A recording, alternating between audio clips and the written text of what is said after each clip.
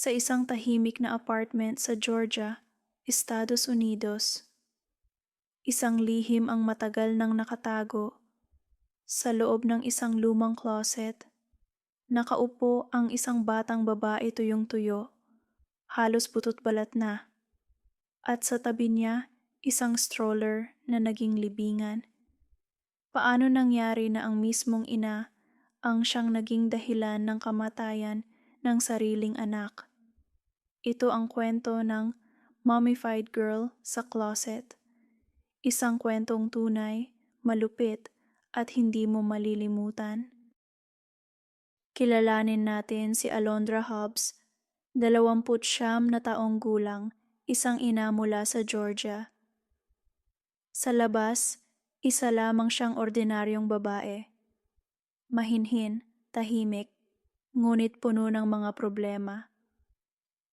Sa loob ng kanyang apartment, nakatira ang kanyang anak na si Olivia, 7 taong gulang.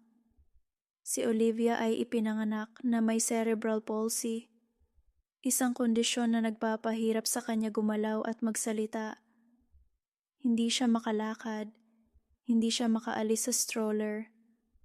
Araw-araw, siya ay nakaupo lang, tahimik, mahina, at nakadepende sa kanyang ina. Ngunit sa halip na alagaan, pinili ni Alondra na tumakas sa responsibilidad.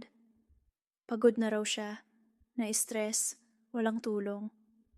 Hanggang isang araw, tuluyan na niyang iniwan ang bata. Pebrero 2023. Nagpaalam si Alondra sa sarili niya. Lalabas lang ako sandali. Ngunit ang sandaling iyon hindi na siya bumalik. Iniwan niya si Olivia mag-isa sa kwarto, nakaupo sa stroller.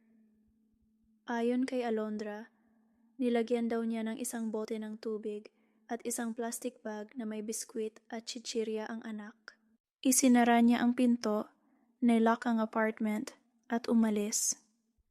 Sa investigasyon, lumabas na hindi naman siya lumabas para maghanap buhay, kundi nakipag-date sa lalaking kakilala lang sa dating app na Tag. Mula noon, hindi na siya bumalik.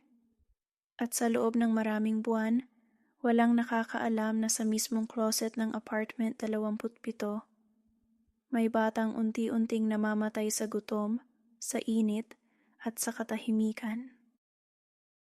Hunyo 25, 2023. Isang tawag ang natanggap ng siyam na isa't isa. May bangkay ng bata sa apartment 27. Sabi ng isang lalaking gustong manatiling anonymous. Una, hindi pinaniwalaan ng mga pulis. Baka daw prank call lang.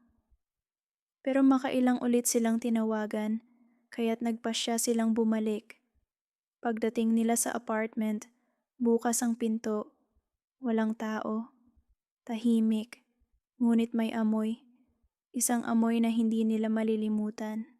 Binuksan nila ang closet. At doon nila nakita si Olivia. Nakaupo pa rin sa stroller, balot sa damit, tuyo, parang muebles, parang hindi na tao. Ang katawan niya ay halos butot balat. Ang balat, parang papel na natuyo sa init, mummified, patay na ng mahigit 4 na buwan. Nang dumating ang mga investigador, hindi sila makapaniwala. Wala silang natanggap na report na nawawala ang bata. Wala ring nagsumbong. Ayon sa mga kapitbahay, akala nila patay na daga lang ang naaamoy. Nang sinuri ng mga forensic, lumabas na walang ibang pumasok sa bahay sa loob ng mahigit 4 na buwan. Si Alondra lamang ang may susi.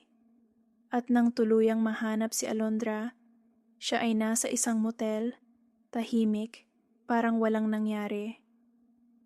Sa interogasyon, sinabi niyang, "Hindi ko sinasadya. Wala akong susi. Hindi ko siya mapuntahan." Ngunit nang pinigapan ng mga pulis ang tanong, lumabas ang katotohanan. Iniwan niya talaga ang anak. dahil pagod na raw siya. Sa totoo lang, ilang beses na rin daw niyang sinaktan si Olivia, lalo na kapag umiiyak o nagwawala ang bata. Ang mga dating kakilala ni Alondra ay nagsabing madalas niyang ikulong ang bata sa stroller kapag makulit. At si Olivia, isang batang walang kakayahang ipagtanggol ang sarili, ay tahimik lang habang unti-unting nawawala sa mundo. Halos 2 taon ang lumipas bago nagkaroon ng hatol. Sa korte ng Georgia, umamin si Alondra Hobbs sa kasong 2 bilang ng malice murder, felony murder, first-degree cruelty to children. Sa harap ng hukom, ang kanyang abogado ay nagsabing, hindi siya humihingi ng excuse. Gusto lang niyang tanggapin ang parusa. Ngunit ang hukom, si Judge Leticia Jackson, ay mariin ang sagot. Bihira akong humarap sa kasong ganito. Walang baril, walang kutsilyo, pero isa ito sa pinakamalupit na uri ng pagpatay. Ang sandata mo ay kapabayaan. Ang biktima mo ay sariling anak. Hatol ng korte. Habang buhay na pagkakakulong, walang posibilidad ng parol. Ang ina na minsang nangakong aalagaan ang anak niya, ngayon ay mamamatay sa likod ng rehas. Sa huling tala ng investigasyon, walang gustong mag-angkin ng labi ni Olivia. Nais lang ng awtoridad na maipalibing siya ng marangal. Ngunit ang pinakamalungkot sa lahat, nang tanungin si Alondra kung gusto niyang ipalibing ang anak, sagot niya, hindi na kailangan. Wala namang tumulong sa amin. Sa mga salitang iyon, tuluyang pumanaw hindi lang ang katawan ni Olivia, kundi pati ang pag-asa ng isang bata na maranasan ang tunay na pagmamahal ng isang magulang. Tahimik.